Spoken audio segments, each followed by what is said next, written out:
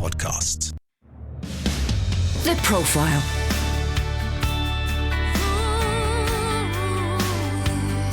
You're listening to Premier Christian Radio. Well, hello and welcome along to The Profile with me, Justin Brierley. This is the weekly show which brings you an interesting interview with a Christian in some walk of faith and life. I'm brought to you, as usual, in association with Premier Christianity magazine, where you can find more interviews with people from all walks of life. Find your free sample copy at premierchristianity.com/free sample. Well, today I'm talking to Brian Broderson, who's the senior pastor of Calvary Chapel Costa Mesa in California, the church which launched the Calvary Chapel Network of churches in the USA and across the world under the leadership of Chuck Smith, who passed away in 2013. Well, Brian, who happens to be the son-in-law of Chuck, has been involved in church leadership and planting himself since soon after his conversion himself as a young surfer dude in 1983. That included planting and leading Calvary Chapel Westminster in London for several years, and establishing Creation Fest, which is an outreach festival that takes place in the West Country and Scotland each summer. Brian's daily Bible teaching program, Back to Basics, is broadcast on stations around the world, including here on Premier Christian Radio. So welcome along to the program, Brian. Great to be here, Justin. You'll be a familiar voice to many Premier Christian Radio listeners, but perhaps those on podcast may not be so familiar who are listening that way to The Profile today. You came to the UK not long after Premier Christian Radio had just got going, really, didn't you? Yeah, as a matter of fact, I think my first connection with Premier was in 1995, and I think maybe just a year or two you guys had. Well, we started in 95, was so that 95? Would have been right when we began. Okay, yeah. Yeah, I got it on the ground level. Yes, I did. You know, I came and there was this plan to come and do a church plant. And I had done radio in the U.S. for years. And so a mutual friend was friends with, you would probably remember David Heron. And so got me in touch with David. We had a conversation. I told him I had a radio program. And the next thing I knew, we were broadcasting with you. Yeah, back in 95. David Heron was for a number of years the chairman of Premier Christian Radio. And so your program has been broadcasting more or less ever since then, Back to Basics, which is essentially your preaching kind of segmented into a kind of radio format. Yeah, exactly. And that's not just broadcast here in the UK either, is it? Right. It's Yeah. broadcast on various stations. Yeah, now, of course, with the internet, it's worldwide, but we're on a number of stations throughout the U.S. as well. I want to talk to you about Calvary Chapel, obviously, about your role there, about the history. But let's start with your history, first of all. You haven't always been a Christian, so tell us about growing up and what the environment was. Yeah, I grew up in the Southern California surf culture, which, if people don't know what that is, it's kind of a very hedonistic type of a lifestyle, and it was back in those days the 70s, pretty much the 70s. It was kind of, sex, drugs, rock and roll, and of course, surf was at the top of the list, actually. So grew up in that kind of environment, just living, the party life and all of that. And did you have any kind of Christian influences growing up? I was raised as a Roman Catholic, right? But it was fairly early on that I jettisoned that, and just decided who needs that, So by the time I came around to having some kind of interest in the things of God, I was pretty far removed from any kind of a church experience. How had you got into the surfing lifestyle? The surfing lifestyle.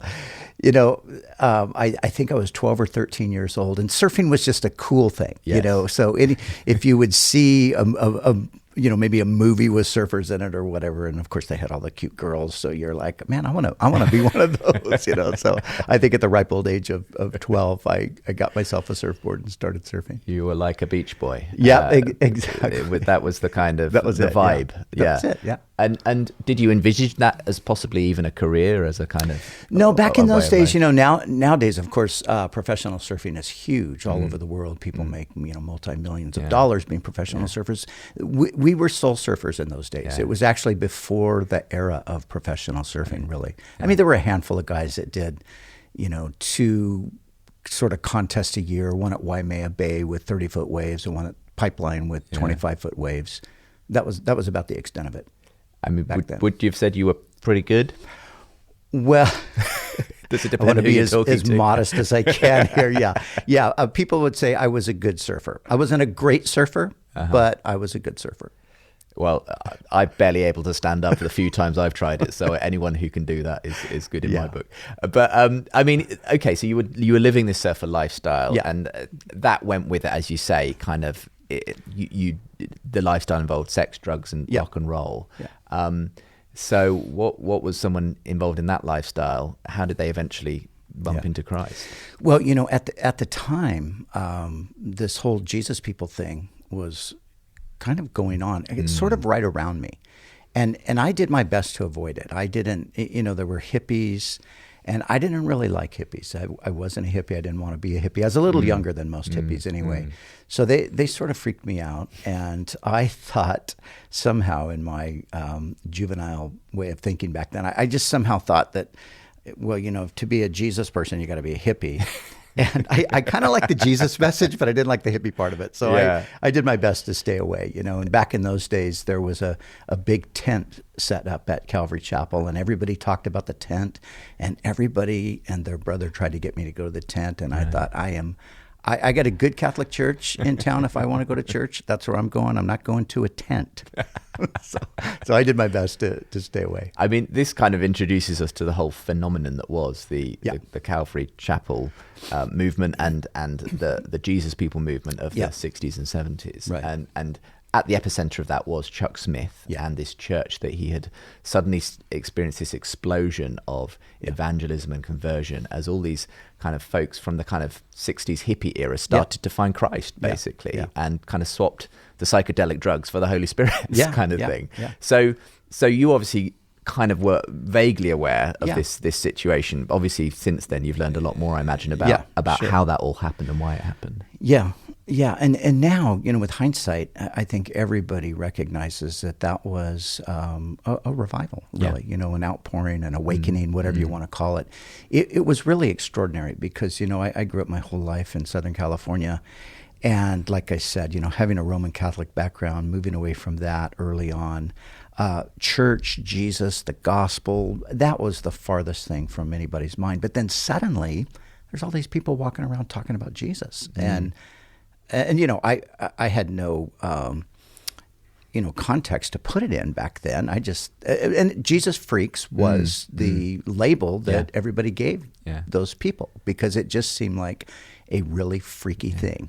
And in a way, it had elements of the sort of hippie lifestyle in as much as people were quite often setting up communes to kind of go back to that kind of early church living kind of way of doing things. It was all about the guitars and the influx, the explosion really of a new kind of contemporary Christian music really that birthed. And that was all radically new at the time, wasn't it? Yeah, it was. And it really overlapped with it and kind of was born out of the whole countercultural movement. So a lot of these young people who were, very gifted artistically, very talented musically, when they came to Jesus, they just took all of that energy and all that talent and just channeled it toward worshiping and really proclaiming the gospel. The Christian music back in those days was more sort of gospel proclamation versus worship. Today most Christian music is worship based, which is fine. But back in those days, you got a guitar, you wrote a song about how Jesus saved you, and you went out on the pier and you stood up and you played and sang and preached. And why did Chuck Smith and Calvary Chapel kind of become the epicenter for seeing people come to Christ in this movement?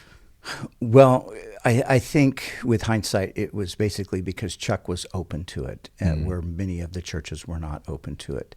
And Chuck, as you mentioned earlier, was my father-in-law, my mother-in-law, Kay, very curious person, very brilliant woman.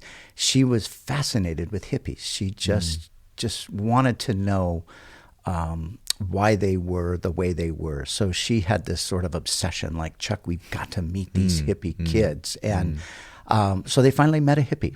His name was Lonnie Frisbee. And what a great name, by the way. Yeah, that's right. And, Lonnie was one of those guys who just had a unique anointing upon his life. I mean, everywhere he went, he led people to Christ. He kind of looked like Jesus, and he was really, happy to look like Jesus, or at least, how we would think Jesus looked.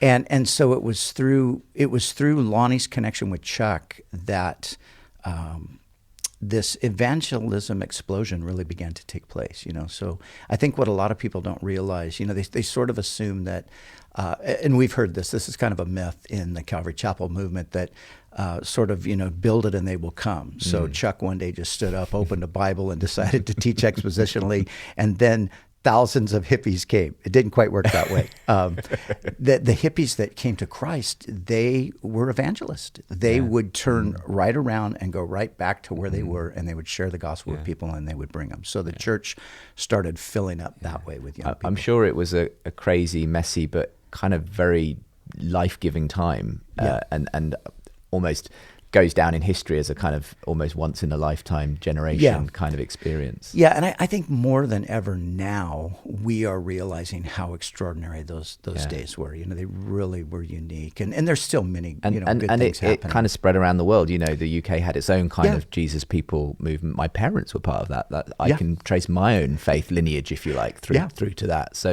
it's had all kinds of effects around the world. Yeah, and as I've traveled, and whether it's here or Australia, South Africa, there's always a group of people that will say, at that time, this is what was happening here. I mean, we'll talk about Chuck obviously more in the course of today's program because that's an important part of your story. But coming back to you, and you were kind of not that enthusiastic about this whole hippie, Jesus freaks kind of culture. Yeah. So what finally managed to get you across the threshold of the church? Actually what happened is that the hippie thing sort of passed. Okay. So the time kind of came and went, and now there was still a lot going on, but the hippies were now just sort of a thing of the past. And I was still just a lost young guy with a massive hole in my heart, empty, and kind of just trying to figure out life, wondering what is really the purpose of life. And the Lord just began, again, with hindsight, I didn't realize it at the time, but God by the Spirit was just working on me personally. And I was coming under conviction. I just knew the life that I was living. Nobody was preaching to me necessarily. I just knew that this life was unacceptable to God. And I just kind of had this idea that, somehow there must be a God, and I need to find out who that God is. Because, at the ripe age of, 19, 20 years old, I was fairly disillusioned with life already. Yeah. The lifestyle was not all it was cracked up to be. Exactly. Yeah. I was, like we mentioned, surfing. I actually did music. I played in some bands, played in Hollywood, had friends that went on to get record contracts and things. And so I thought that was the way to go. But you know how it is. Everything you strive for, you think this is going to be the thing. When I get this, then I am going to be happy and fulfilled and complete. And it didn't happen. And that's maybe even more the case in a place like LA, which is kind of filled with people looking for this or that's next, big thing and the solution to life and everything else. Yeah. And I lived in sort of, the suburbs of LA. Orange County is a separate county, but all of my friends and I, we gravitated toward Hollywood. So we used to go to the clubs in Hollywood. We'd go see the bands. We'd go dance. We'd do all of the Hollywood stuff. My cousin said to me one time, because he asked me what I wanted to do, and it was always like, I was a movie star, rock star, something like that. He said, well, what about being like a plumber or something? I said, oh no, my friends and I. No one's a plumber in LA. No, they're all rock stars and movie stars. That's exactly, yeah. Or at least their waitresses waiting to be. Trying to be an actress or whatever. It's So that was kind of what eventually brought you into deciding. I'm going to check out this. So church. For me, it was really kind of a process of elimination with the Spirit Himself really bringing me along. And I had a series of supernatural kinds of experiences where one of them was a dream that just literally rocked my world. To the point that when I woke up, I couldn't believe it was a dream. Tell us about this dream. Well, it was a dream that Jesus returned. And all I knew is that I was not ready for that event. And so, it was quite frightening, really. What I found out later is a lot of the details of the dream are biblical details that I didn't know anything about at the time. So later, reading the Bible and reading passages like, say, in the book of Revelation, I thought, wow, this is describing that scene that I saw in my dream. So it was that dream that really got me to seriously begin to consider what was happening in my own life. And then I had a friend who he and his band had just signed a record deal up in L.A., and he was suicidal. And so he was talking to me, and, we just signed this record deal, but I kind of feel like killing myself. And I said to him, don't do that. And even though I wasn't actually saved, looking back, I started sharing the gospel with him as much as I knew it, because I just knew at that point that God was the answer. Whatever that meant exactly, I wasn't totally sure, but I knew that, God was the answer. So his parents had been, they were Catholics who had become charismatic Catholics. They had moved out of the area to Arizona, and I knew his parents well. And I said to him, you know what? Go see your parents. They can help you. So sure enough, he went to visit his parents, and he became a Christian. Wow. And he became born again. Wow. That was the term. And so he called me from Arizona, and he said, you're right. And, that was everything you told me was true. And I'm born again. And so when did you get born again? And I thought, when did I get born again? I don't know if I'm born again. And I was on the phone with him. I said, hold on. I dropped the phone. I said, Jesus, I want to be born again. And I said, yeah, I'm born again. Let's go. So that was the beginning, really. That was literally like my crossing over the threshold, into a real active faith at that point. Yeah. So you got involved with Calvary Chapel. I got involved with Calvary. Yeah, I had gone there actually a few times previously over the years. It was a place with tons and tons of young people and, quite frankly, lots of cute girls. So I thought, I'll go see if I can find a nice Christian girl over there. That never really worked out because I wasn't a Christian. But I just sort of knew intuitively once I did become a Christian, I knew that I needed to know the Bible, and I knew that they taught the Bible at Calvary Chapel. So that was my draw there. That has been a long time distinctive of Calvary Chapel, the kind of very expositional Bible teaching, which you might say, well, that's not the typical way a church attracts people by, doing kind of in-depth Bible teaching. You do the seeker-sensitive thing. You do the kind of, this is how God can help you in your workplace life or something like that. But that's kind of just been what Chuck felt drawn to do, and what has continued to be the distinctive of Calvary. And ironically, Chuck's greatest influence were all British preachers from previous generations. G. Campbell Morgan was his favorite Bible expositor. Of course, he turned me on to Spurgeon and to Campbell Morgan and to Lloyd Jones and all of those great British voices from the past. So we sort of modeled our ministry after their preaching. Great, fantastic. So you got involved, and it was really quite early on, I guess, that you met Cheryl through. Yeah, fairly early on. Yeah. So I just, once I made that commitment, I just jumped in with both feet. So I started to go to church all the time. It was the church was kind of like a 24/7. You could show up anytime if something was going on. So I would go to work during the day, and I'd come and attend the Bible studies in the different groups in the evening, and it was actually New Year's Day of 1980. So it was about a year later. Some friends of mine and I, we were just hanging around, nothing to do on New Year's Day. Everything kind of closes down early. And somebody said, I wish we had a Bible study we could go to. And somebody else said, hey, I think I know where there's a Bible study happening tonight. Even though it's New Year's Day, they're probably still doing it. And sure enough, we went. It was in the home of some young people. And we went. There were a house full of young people, and it was great. And lo and behold, there was this really pretty girl there. And I thought, oh my, I wonder who she is. So, turned out to be the head pastor's daughter. Yeah, so I continued to attend the Bible study for a few weeks to meet her. But here's the funny thing. My best friend was sort of like, Chuck was like, in a good sense, Chuck was his idol. So everything about Chuck Smith, he just absolutely loved. So he tells me, he says, Chuck Smith's daughter's at this Bible study. And I was like, well, okay, I don't know who Chuck Smith's daughter is. But I met this other girl, and she's really nice, so chatting with her. So 2 weeks later, we're there again, and I'm talking to Cheryl, and I still have no idea who she is. And so my friend and I, as we're leaving, he says, so you met Chuck's daughter? And I said, no, I didn't meet Chuck's daughter. He goes, you were talking to her. And I said, oh my gosh, what? He says, that's Chuck's daughter. So she kept that secret from me. Oh, wow. Yeah. But yes, so that's how we met. There you go. And the rest, as they say, is history. We'll come back to that, because obviously your story intersects with Chuck on many different levels. But you got into, I guess, you sensed a call fairly early on to lead church leadership yourself? I didn't know what that looked like, but it was one of those things. I was kind of a leader just naturally as it went. I had, groups of friends that I hung out with, and I was usually the person saying, hey, let's do this, or let's don't do that, or yeah, that's a good idea, or that's a bad idea. So when I came to Christ, it was like the Lord kind of took that leadership gifting and just put it in a new context, in the context of Christian leadership. So early on,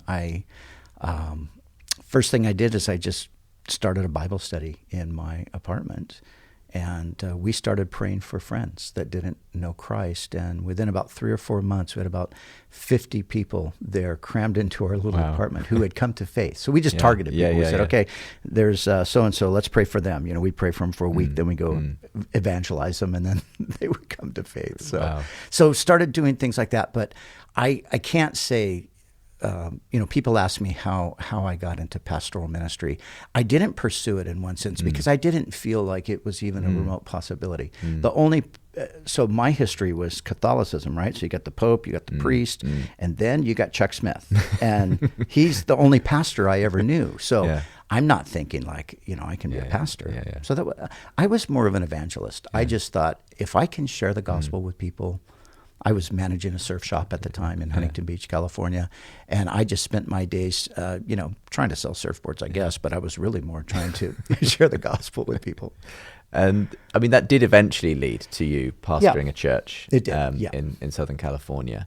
And in the end, actually traveling in a missionary capacity to Eastern Europe as well. Tell us sort of some of those sorts of adventures that you went on in the 80s and early 90s. Those were some great adventures, So what ended up happening is I was working at that surf shop, as I mentioned. Chuck knew just from conversation that I had a desire to serve the Lord. And so he had an idea that I didn't have. He contacted me one day at the surf shop and said, hey, I want you to pray about coming and working here at the church. And I just said, hey, well, what would I do? I don't know what to do. He said, well, I want to train you, and let's see. Let's give it some time and see, maybe you're cut out for this, maybe you're not. So anyway, after a little bit of prayer, I decided to go. So I was there with Chuck and did an internship for 3 years. And at the end of 3 years, I launched out and began to pastor my own church in the northern part of San Diego County. And so I was there, and during that time, it was the late 80s, everything in Eastern Europe was beginning to change. The Soviet Union was transitioning out of its situation there. And I went on a trip, and I met a young couple from what was then Yugoslavia. They found out I was a pastor. They said, could you come to our village and see if God maybe wants to do something there? So I didn't. It sounded like a good idea to me at the time. So I decided to go. We went. To make a long story short, we ended up preaching on the streets of what is now Serbia. And we led a handful of kids to the Lord. We crossed the border into Hungary. We did the same thing. And I realized, we can't just lead these kids to Christ and then move on. We're going to have to disciple them. So I told them, hey, just hold tight. I'm going to go back home, and we're going to send somebody to help you. So we did 2 church plants unintentionally, simply because we led these kids to the Lord. Wow. We had to have something to follow up. That is the way churches get planted sometimes. It's just...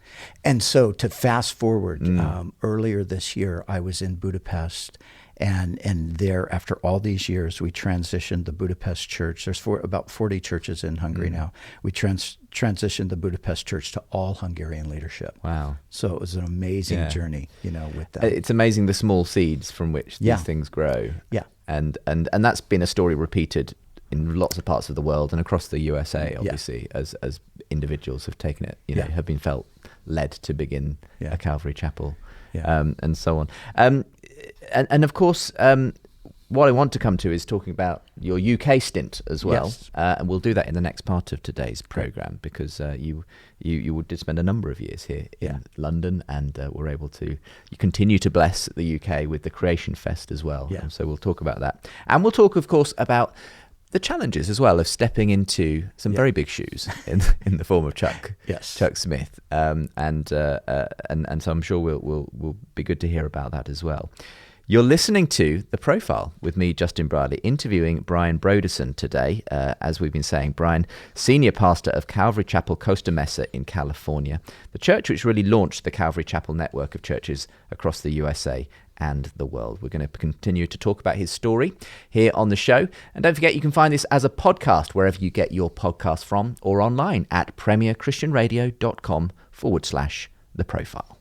Premier Christianity Magazine. In this month's issue, we speak with the Archbishop of Canterbury, Justin Welby, about praying in tongues, his vision for evangelism, and how he intends to hold the Anglican Communion together. And we ask, should Christians adopt the tidying up trend of Marie Kondo? Plus, discover why we must get better at handling God's gift of prophecy. All this and more in March's issue. For your free copy, visit premierchristianity.com/free sample. The Profile.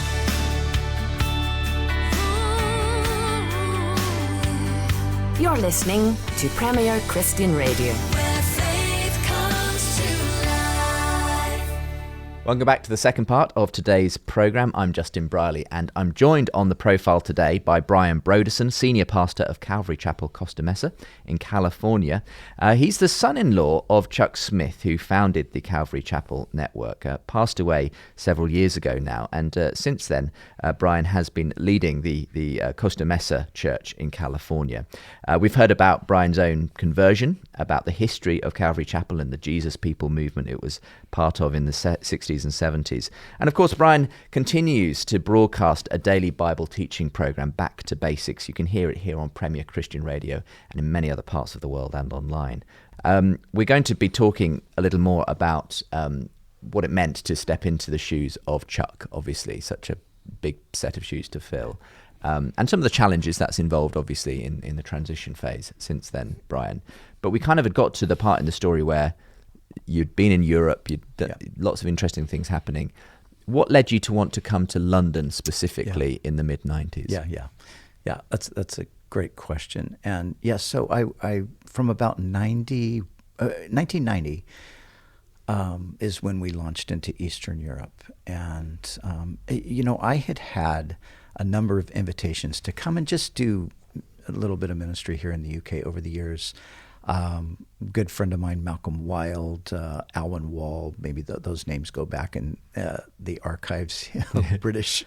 These were, in a sense, the again pioneers of that kind of folk Christian music scene that was all part of the Jesus People movement. Yeah, so we were good friends. Malcolm and I were on staff together at Calvary Chapel Costa Mesa. So Malcolm was taking trips over. He was coming and doing ministry here, and I had an invitation a few times to come, and I just didn't really feel, that it was anything that I was to do at the time. I suddenly just got a sense like I should go to the UK. And we had, I think, 5 churches in the country at the time that were, connected, loosely connected with Calvary Chapel.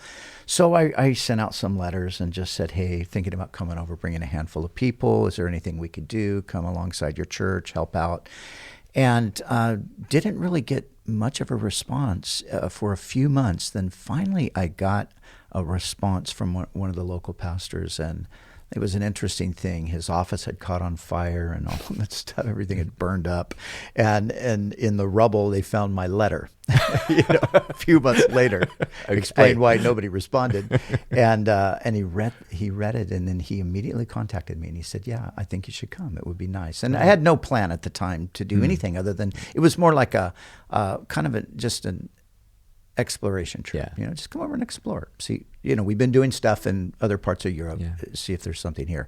So we came, and believe it or not, Justin, I didn't even come to London, except I drove through London, and driving through, I sensed the Lord speak to me and say, I want you to start a church here. Now, for me, though, that didn't mean start a church like I'm going to move here and start a church, because what I was doing is I was supporting church planters. I had a great church in Southern California. We had good resources. So we were sending people out and then, supporting these church plants. So in my mind, that's what that meant. Sure. Okay, So anyway, at the end, we went up to the north and we did some things. And when it was all said and done, I said to a couple of my friends here in the local area, I said, I feel like the Lord wants us to start a church in London. And they laughed at me. They said, it's impossible. You can't start a church in London. You can't find a building in London. And I said, oh, okay. I didn't realize that. But anyway, this is what I believe the Lord, has spoken to me. So to make a long story short, through a series of different things, we were able to get a school, and we were able to do an outreach. So we did a 6-week. I came over for 6 weeks and just did street ministry and places like Leicester Square, went into schools, Christian unions, and so forth. We did that. And then just we launched a little church plant. And at the time, I was still pretty much looking for the person who was going to do this. And at the same time, God was beginning to stir my own heart. And so it was while I was here in London, I was staying in South London at the time. I was staying at Stratham Hill. And I woke up one morning about 3 or 4 in the morning, and I just had this sense that God was saying, I want you to come here. And I was not really having that. That wasn't part of the plan. It wasn't part of the plan. I said, Lord, look, we got a great thing going back home. Yeah. And let's just find somebody else. But it just wouldn't go away, And I got up early that morning. I went downstairs. I was in the kitchen, and the next thing you know, my wife shows up there. My wife has a real prophetic sort of a gift. And so she comes down, she says, what are you doing? Why are you awake? And I said, I just can't sleep. And she just blurts it out. She goes, the Lord's calling us to move here, isn't he? I'm just like, well, I'm glad you said that, because, I was trying to figure out how I was going to tell you that was happening. So, but then you think, we're just carried away with the moment. We're just excited about what we see happening. So let's go back home. And actually, she was going to go home, and I was going to stay for a few more weeks. And I said, you'll go home, and the excitement, maybe it'll wear off. I'll get home, and then we'll be back to normal.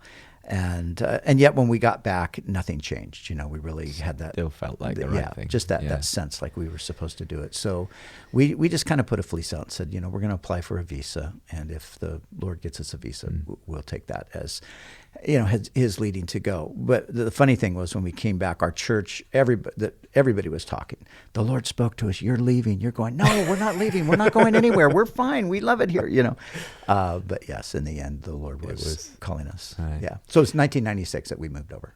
What were some of the challenges in planting a church effectively from scratch? From scratch, yeah. In London, which is not exactly the easiest mission territory to begin a new thing. Yeah, I mean, it definitely had its challenges. And, when you're starting anything from scratch, the first Sunday we had 8 people. Yeah.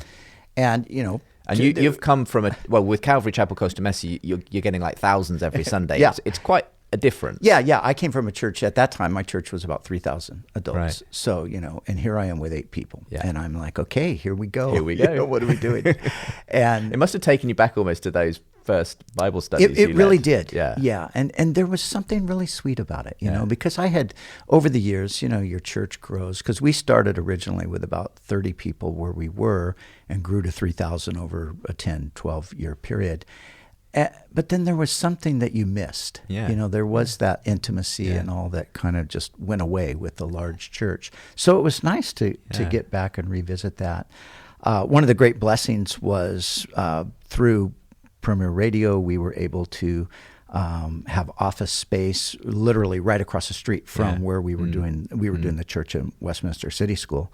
And so that helped us out tremendously, to be able, because we had to set up every Sunday, tear down, take stuff up the lift, put it in the office.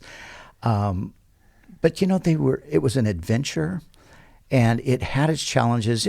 So maybe the churches now say let's just say pretty consistently 40, 50 people, and you feel like you're getting traction, you feel like you're moving forward, and then you show up one Sunday and there's like 20 people. And you think, okay, what happened here? We're going backward. And it would be like that. Yeah. And so, and then, London is such a wonderful city, but you live here, after you live here for a while, it's like, okay, who cares? Was there a kind of, is part of that kind of coming to grips with the cultural differences that obviously exist between the West Coast, sort of ambiance and vibe, and coming to London, which, although it's cosmopolitan, still is essentially British and is rather different in that. Yeah, and I definitely realized that we are, two people separated by a common language. I did come to realize that fairly soon. But, Justin, for me, I never really had that really hard adjustment because I just felt like I just kind of fit in really well. And sometimes maybe too well. It's like, okay, maybe I need to be a little more out of the box here. So we could, as a matter of fact, at one time we were planting a church in the West Country, and I was talking to a friend, and I brought a friend over, and he was going to be the guy. And my friend looked at me and he said, "This guy's way too American. You can't send him here." He said, "We need somebody like you." I said, "No, somebody like me. We're all going to go to sleep here in Devon. We need somebody that's going to wake this place up." So although there's obviously cultural differences between the U.S. and here, I didn't struggle with that so much. I didn't feel that. I felt like I had always been somewhat of an Anglophile anyway, so I kind of jumped right in and just loved it. Did you ever feel frustrated, though, that the church didn't grow as quickly or as fast as you obviously saw happen back home? Yeah. No, I didn't. I didn't, because in those days, honestly, it was sort of the days before the big emphasis on the megachurch, So even when my church grew back in California, I was as surprised as the next person. It wasn't like I had some big 5-year plan to grow it. It wasn't like there was some bar you were seeking to reach. Yeah, and of course, knowing a little bit about the churches here in London and the size of most of the churches, I was not expecting at all like we were going to have a church of thousands of people. That thought never crossed my mind. So it by the time I left in 2000, we had about 400. And, I felt that was a pretty good, for the 4 years we were there. It was, by most standards, that would be seen as extraordinarily successful here in the UK. And obviously it's often dependent on your point of view, if you like, as to what's... Yeah. So, and it continues strong today, the Calvary Chapel Westminster. Goes, yeah.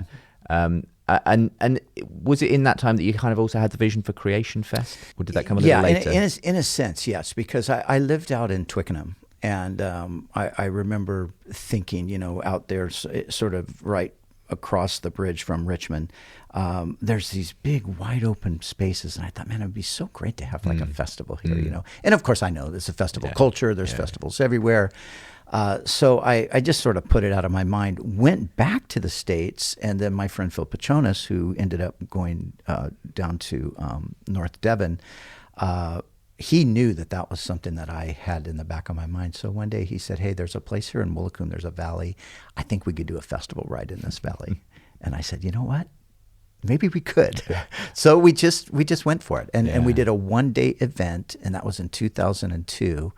And, Phil had connections in the Christian music world and stuff. So we were able to compile a pretty good group of bands to come through. We just did an evangelistic outreach, much like the outreach I just did this past weekend in Dundee. Right. Yeah. Fantastic. And that has gone from strength to strength. I was able to speak back in 2017 there, and it was great to see all the different people who turned up for it, and the music and all the speakers and so on. Yeah. And I guess it's kind of a festival kind of gives you an opportunity to reach people who might not normally come over a church, who it gives you a different kind of atmosphere in which to. So what have you seen as a fruit, if you like? Because this has still primarily been supported and resourced by the American Calvary Chapel, although obviously a lot of people from the UK involved in making it happen. What's been the vision for Creation Fest in that sense? Yeah, it's a free festival, and that's intentional. Yeah. And it's intentional because we want people to be able to come who don't know Christ, don't know anything necessarily about the Christian faith, and who are not going to pay any amount of money to go to a Christian event. So it's like, okay, it's free, so that's one hurdle and we have found that lots of non-Christians, either, a family member will come because it's free, or somebody might just be driving by the showground and see, free music festival and come in and actually hear the gospel and receive Christ. So we present it as a music festival Bible week, but, we have a strong evangelistic emphasis. So we're looking to lead people to Christ. And the I'm other, sure it's been exciting to see some stories of people who have become Christians. Amazing stories. Amazing stories. And a lot of times, it's like atheists, the people that are pretty hardcore and sort of antichrist, and then they come and they experience something that they did not expect at all. It's like, wait, no, this doesn't. It's not what. it goes against their expectations. Exactly. Yeah. And then another thing that's happened as a result of it is sort of unintentionally is it's gone a long ways to bring some unity to the churches in Cornwall. Yeah. And so the churches in Cornwall are, that's our base. And they pretty much have adopted the festival as, this is their festival. Yeah. And over the past few years, we've seen much more internal support, even financially coming. Yeah. And ultimately, we'd like to be free from the U.S. Part of it, because we've done it for so many years, and you do sort of feel like, there needs to be an ownership here, in the country itself. Well, it's very easy to find it if you're looking for Creation Fest. Just go online and type in Creation Fest, you'll find that, and also Calvary Chapel. But the kind of the most significant thing probably in the last few years with Calvary Chapel has obviously been with Chuck passing away. Yeah. That was always going to be a difficult act to follow. Was there any sense in which you were sort of inevitably bound to step into Chuck's place? What was the process for kind of you heading up certainly the Costa Mesa church?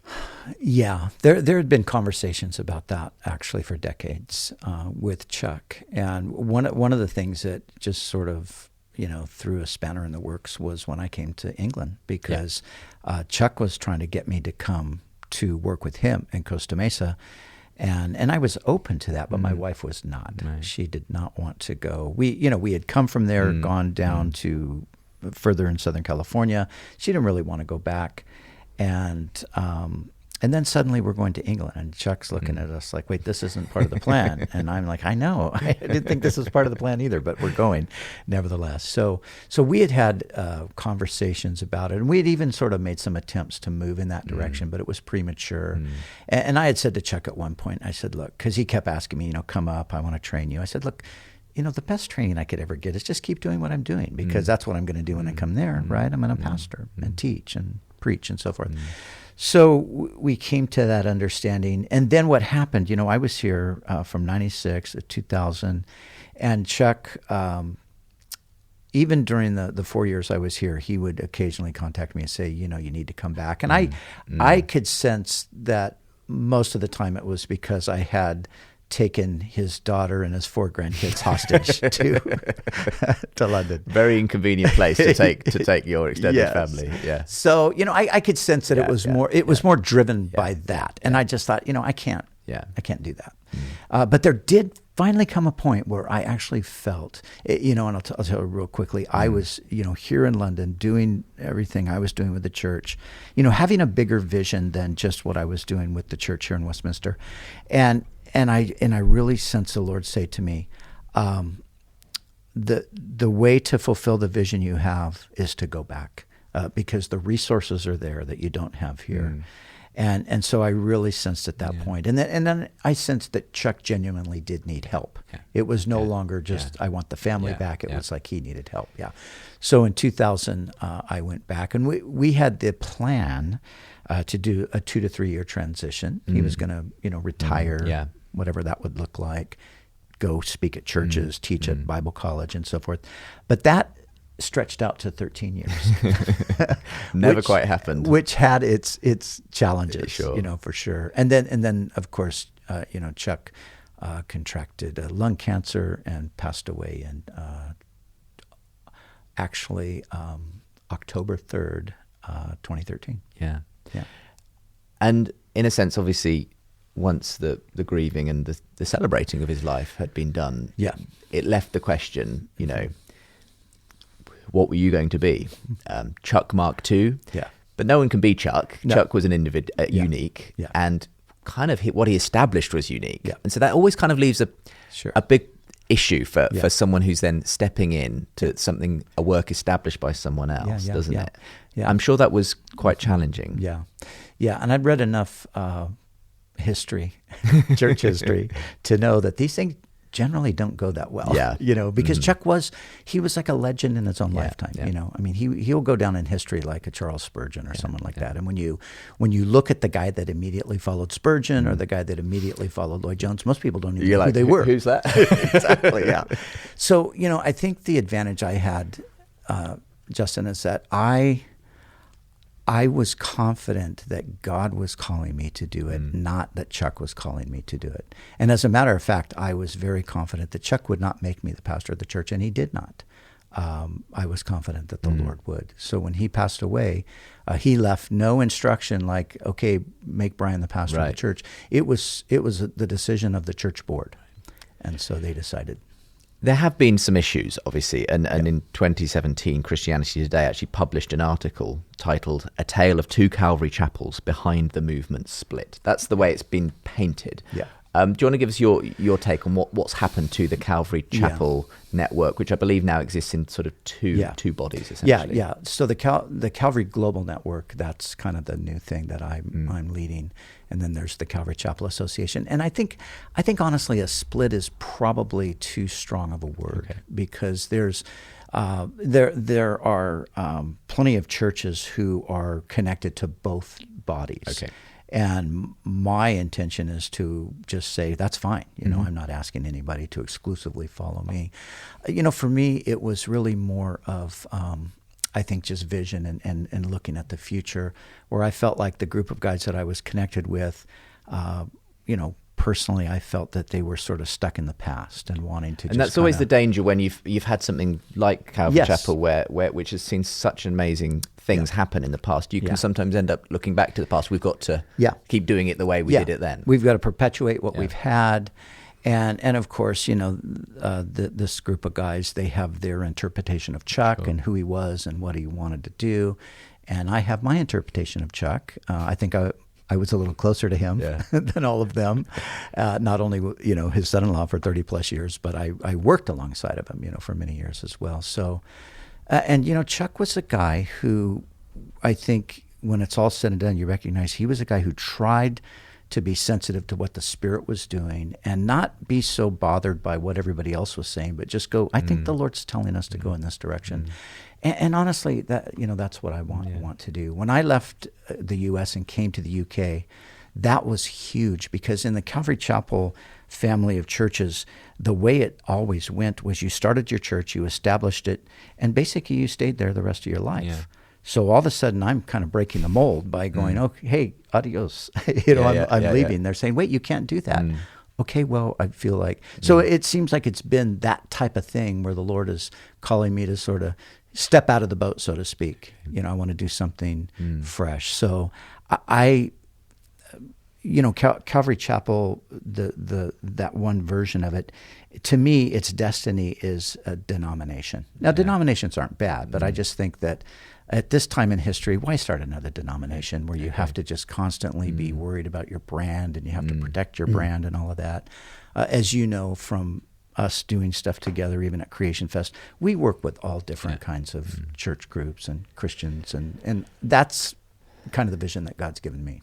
It must have been challenging, though, because inevitably these things can get acrimonious, and there are such things as internet message boards where people can post things and say things, and it kind of can get hurtful, I'm sure. So how did you deal with that? Because any kind of a split, even when you're trying to do it in the most Christ-like way possible, inevitably people say things and do things. Yeah, they do. And there has been so much misinformation out there. I mean, all the time. I had one person, I think he summed it up best. He looked at me one day and he said, I've never met you, but what I've concluded from everything I've read is that you are either the devil himself or you're a really godly guy. And I said, well, I hope it's the latter that you have concluded. So there's been some acrimony out there for sure. And again, I think for me, it just goes back to the conviction that I have that, this is what God's called me to do. So I have tried to just, I think I've tried to be a peacemaker, and I've tried to just say, okay, look, I get it. I understand that you guys don't really like what I'm doing, but this is what I think the Lord wants me to do. So I'm going to move forward. And the stuff that's out there on the internet, 99.9% of it isn't true. So I don't let it bother me. Well, it's good that you can have the kind of broad shoulders that allow that to happen. I mean, in terms of you taking forward Calvary Chapel Yeah. in the way that you have now kind of organised the global network, what are your hopes? What are you trying to do that's different from perhaps what has been the past story of Calvary? Yeah. Well, I like the idea of a network. So the association is a much tighter, much narrower kind of a connection, and I want to have a bit of a broader connection. So the global network is basically two things. For Calvary Chapel guys, it is doctrinally Calvary Chapel, so they feel comfortable. For non-Calvary Chapel guys, it's basically broadly evangelical doctrinally, so they can feel comfortable without feeling any pressure to become Calvary Chapel.